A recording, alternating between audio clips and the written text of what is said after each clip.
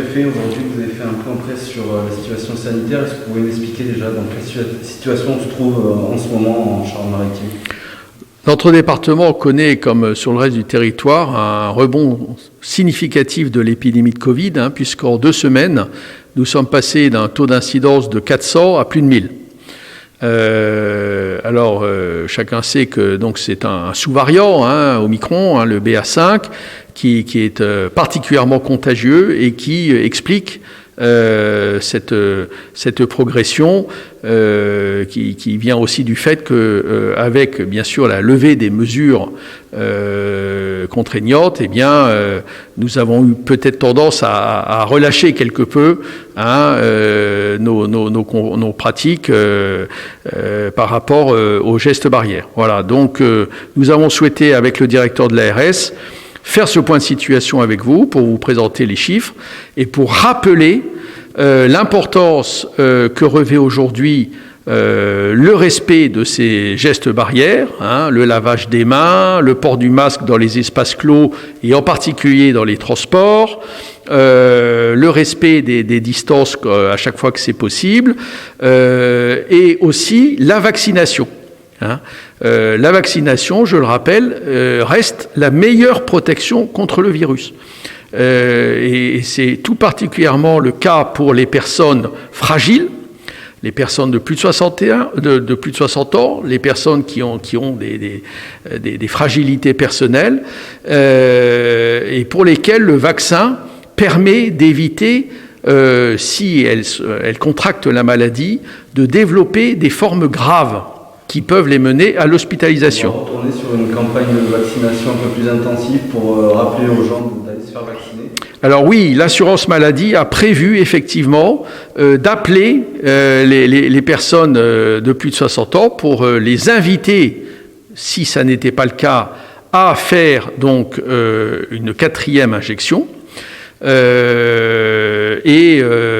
médecins de ville sont également invités à proposer cette vaccination à leurs patients, puisqu'aujourd'hui, la vaccination relève pour l'essentiel de la médecine de ville. Au niveau des restrictions sanitaires, M. Estrosi, le maire de Nice, avait parlé d'un retour des masques dans les transports en commun. Ça a été un peu débattu à l'Assemblée nationale. Est-ce qu'aujourd'hui, on en reparle de ça à La Rochelle, en Charente-Maritime ? Est-ce que ça pourrait être une mesure qui pourrait revenir dans les prochains jours ? À ce stade, nous faisons appel au sens des responsabilités de chacun. Il n'y a pas, à l'heure où je vous parle, de mesures contraignantes. Voilà.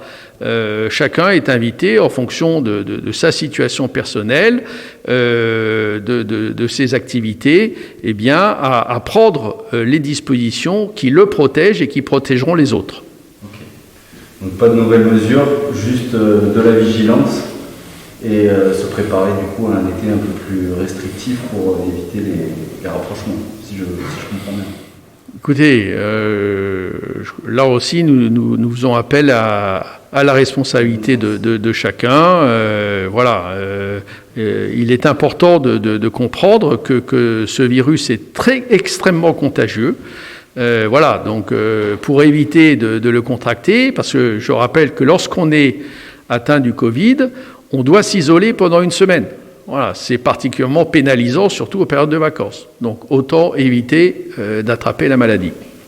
Justement, sur ce nouveau variant, vous avez des informations, il est plus contagieux, ça on le sait, mais moins intensif, il me semble, moins virulent, on peut dire ça ? Je ne suis pas médecin, donc je ne suis pas légitime pour me prononcer là-dessus. Ce que je peux simplement indiquer, au vu des chiffres que nous donne l'ARS, c'est que effectivement, les personnes atteintes par ce sous-variant ont moins de risques de développer des formes graves qu'avec d'autres variants.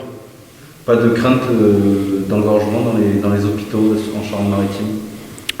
Pour l'instant, non, mais vous le savez, la situation des hôpitaux est extrêmement tendue pour diverses raisons, et il ne faudrait pas qu'un afflux de patients atteints du Covid dans les hôpitaux aggrave les difficultés des services hospitaliers.